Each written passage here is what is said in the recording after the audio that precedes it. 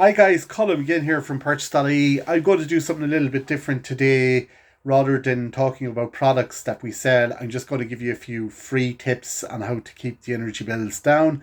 A lot of you probably heard a lot of these before, but in any case, it might be useful to somebody. The first and most obvious thing I would say to do is to, if you've not done so already, look into changing your energy supplier.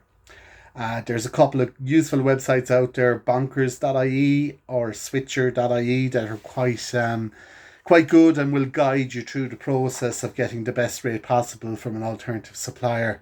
I went through the process earlier on myself, and it suggested to me that I could save in the region of €700 a year if I switch over. So it really is a no-brainer. Look into it yourselves and go through the process and see what you can potentially save. The second thing I talk about is the kettle. So when you're boiling the kettle and you're only making a cup of tea for yourself, make sure there's only a tiny amount of water in the kettle, because there's no point boiling the full amount if you need only to make one cup of tea. And don't be repeatedly turning it on several times before you actually go about making the cup of tea. That's a habit I have myself of doing. And even a better alternative is actually fill the kettle up completely, and the excess water pour it into a flask or some sort of thing like that, a cup like that, and use the boiling water for the rest of the day. You have access to boiling water rather than boiling the kettle again.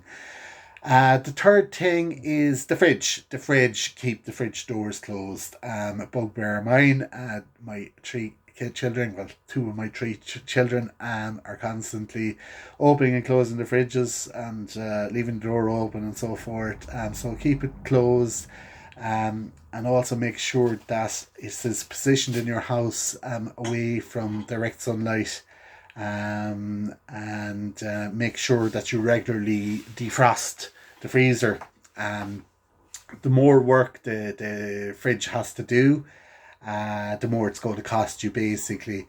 So a fridge, actually, per hour, a fridge only costs about 5 cents an hour to run. But when you translate, because it's always on, that actually translates into €35 a month on your energy bill, and could be a lot more if it's not running efficiently and people aren't closing the doors of the fridges.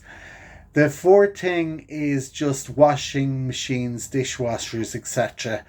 Only use these, lads, when you've got a full load.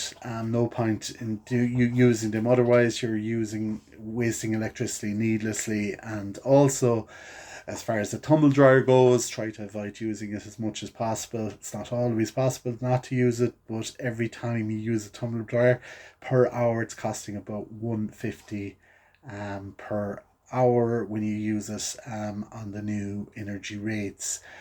The fifth thing I'd say is just on heating: close the blinds and curtains during the winter. This will help maintain room temperature better. And consider putting on a cozy jumper or using a hot water bottle or something like that when sitting in front of the telly, rather than running the heaters needlessly.